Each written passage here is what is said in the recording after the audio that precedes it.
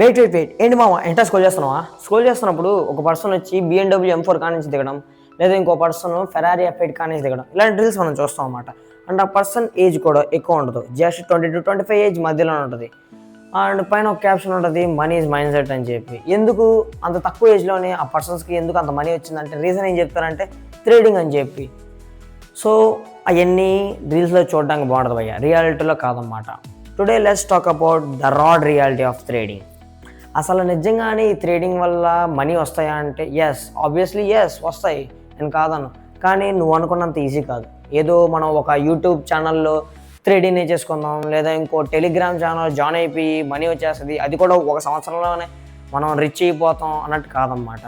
దీనికి చాలా డెప్త్ ఉంటుంది, చాలా టైం పట్టుద్ది, రిస్క్ మేనేజ్మెంట్ చేసుకోవాలి, పేషెన్స్ ఉండాలి, మార్కెట్ అర్థం చేసుకోవాలి.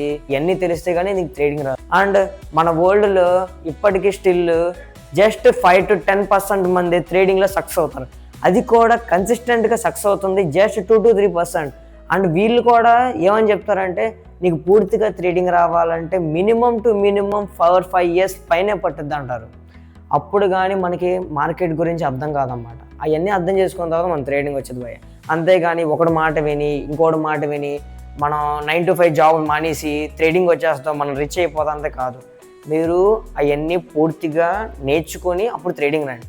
నేను ఇక్కడ ట్రేడింగ్ చెయ్యొద్దనట్లేదు భయ్య, కానీ ట్రేడింగ్ గురించి నేర్చుకుని బాగా మార్కెట్ సెంటిమెంట్ అర్థం చేసుకొని మన ఎమోషన్స్ కంట్రోల్ చేసుకొని అప్పుడు కానీ నువ్వు ట్రేడింగ్ రావద్దు. ఫస్ట్ నువ్వు పేపర్ ట్రేడింగ్ చేయబోయ్యా. అండ్ ఈ పేపర్ ట్రేడింగ్ అనేది మనకి ఆన్లైన్లో చాలా వెబ్సైట్స్ ఉన్నాయన్నమాట. అండ్ ఆ పేపర్ ట్రేడింగ్లో సక్సెస్ వచ్చిన తర్వాత నువ్వు రియల్ మనీతో చెయ్యి, అది కూడా నీకు కాన్ఫిడెన్స్ పెరిగితేనే చెయ్యి. అంతేగాని ఫస్టే నువ్వు రియల్ మనీతో చేసేసి డబ్బులు పోవడం తప్ప ఏముండదు. అంతే మావా, ఈరోజు చెప్పాలనుకోండి, ట్రేడింగ్ చేసేటప్పుడు కొంచెం ఆలోచించి బాగా ఫోకస్ చేసి అండ్ సైకాలజీ ఆఫ్ ట్రేడింగ్ గురించి నేర్చుకుని అప్పుడు కానీ నువ్వు ట్రేడింగ్లో దిగమాకు. అంతే భయ్య. సో మరికొన్ని ఇంట్రెస్టింగ్ స్టాక్ మార్కెట్ కంటెంట్ కోసం మన పేజ్ని ఫాలో చేసాను మామాస్. So see in the next video. Bye.